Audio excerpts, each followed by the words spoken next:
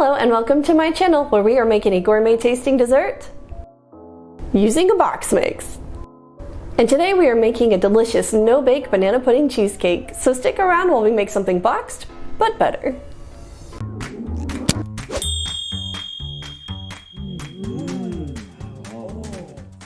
We are going to start off by making the crust.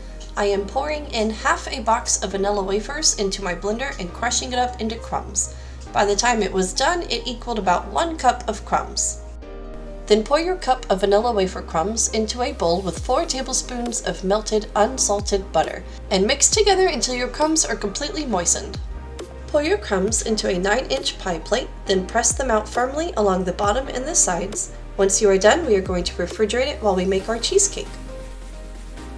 For the cheesecake filling, we are going to start with a microwave-safe bowl and add 1/3 cup of white chocolate chips and 2 tablespoons of milk. Then we are going to melt that in the microwave in 10 to 20 second intervals, stirring in each interval so that your chocolate doesn't burn. Once it is fully melted, we are going to add 1 8-ounce block of room temperature cream cheese, followed by 1 small box of instant banana pudding mix and 1 teaspoon of vanilla extract. The vanilla extract is optional, but I really feel like it brings the whole thing together in flavor. Mix this together with a hand mixer on high speed until it is well incorporated. It's going to be really thick.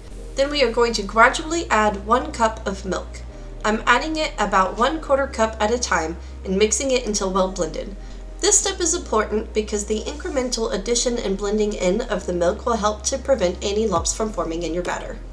And once again, don't forget to scrape down the sides of your bowl so that everything blends in together smoothly until well incorporated. Remove your vanilla wafer crust from the refrigerator and scoop in your banana cheesecake filling. Then using your spatula, smooth it out. It doesn't have to be perfect, just generally even. Once you are done, cover it and place it in the refrigerator, and we will go on to the next step of adding the bananas and the whipped cream. Now you can technically use Cool Whip for this, but I like to make fresh whipped cream. And for that, we need 1 cup of heavy cream, 1 teaspoon of granulated sugar, a half teaspoon of vanilla extract, and 1 tablespoon of instant vanilla pudding mix.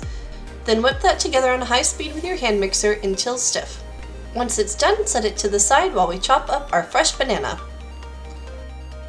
The amount of banana you use really depends on just how much you want, but I find that 2 medium-sized bananas is enough to completely cover the top of this cheesecake. Remove your cheesecake from the refrigerator and place your freshly chopped bananas evenly across the surface of it.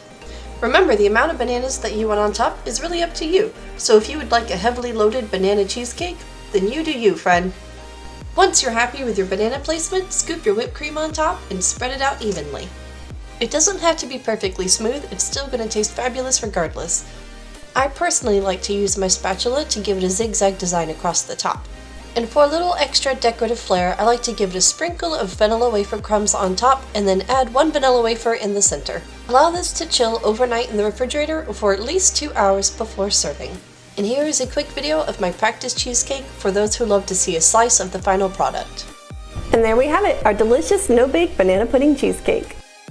Thank you for joining me. I had a lot of fun and I hope you did too. If you have any questions, feel free to ask them in the comment section below, and I will do my best to answer them, and I will see you next time on Boxed But Better with Genna.